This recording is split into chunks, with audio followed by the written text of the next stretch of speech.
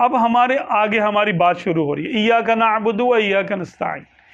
اس کے بعد کیا ہے؟ اہدنا الصراط المستقیم۔ یہ سب سے بہترین دعا میں یا اللہ مجھے سیدھے راستے پہ چلا، صرف دکھا نہیں، مجھے سیدھے راستے پہ چلا۔ سیدھا راستہ کس کا ہے؟ صراط الذین انعمت علیہم۔ اللہ تبارک و تعالیٰ نے بتا بھی دی کہ سیدھا راستہ ان لوگوں کا ہے جن کو اللہ تبارک و تعالیٰ نے انعام کیا، جن پر انعام کیا۔ وہ راستہ جن پر اللہ تبارک و تعالیٰ نے انعام فرمایا ہے وہ کون ہے؟ وہ ہے من النبیین والصدیقین والشہداء والصالحین، کہ وہ نبی ہیں، وہ صدیق ہیں، وہ شہداء ہیں، وہ صالحین ہیں۔ گویا ہمیں اتنے بڑے بڑے بزرگوں کے راستے پر چلنے کا حکم دیا۔ اللہ نے یہ نہیں فرمایا صراط القرآنی، تم قرآن کے راستے پہ چلو، نہیں فرمایا۔ اللہ کا یہ ہے نا قرآن، قرآن پر عمل کیسے ہوگا؟ وہ کر کے کون دکھائے گا عمل؟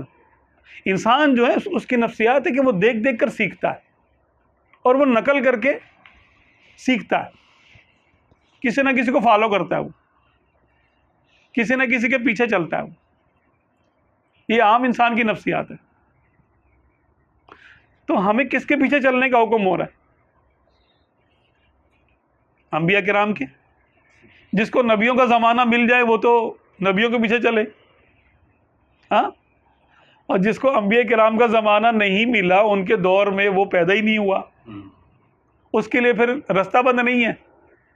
وہ صدیقین، وہ صدیقوں کے پیچھے چلے۔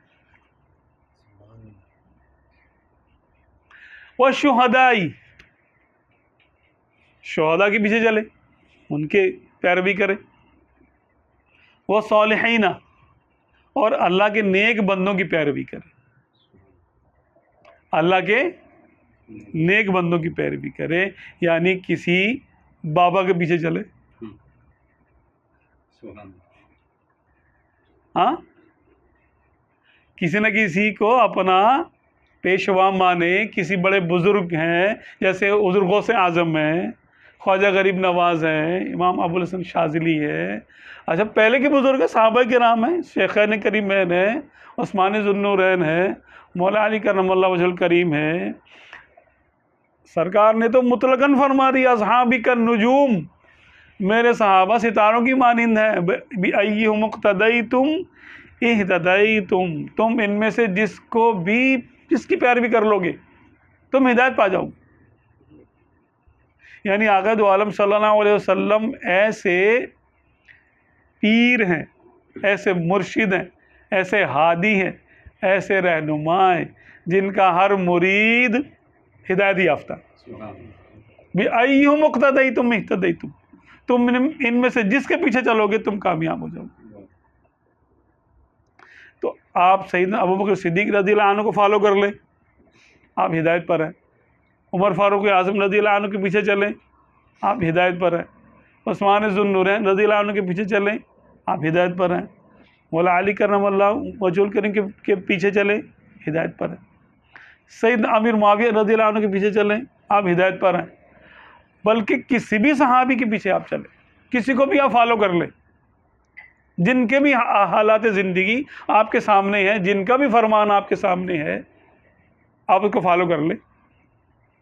اچھا، اگر اتنی صلاحیت نہیں ہے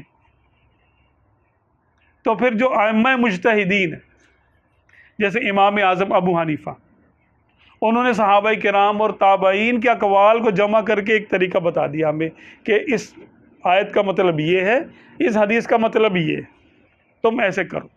صحابہ کرام اور جناب بزرگان دین ایسے کیا کرتے تھے، انہوں نے ہم کو لکھ کر دے دیا فقہ حنفی، اب لوگ حنفی ہو گئے۔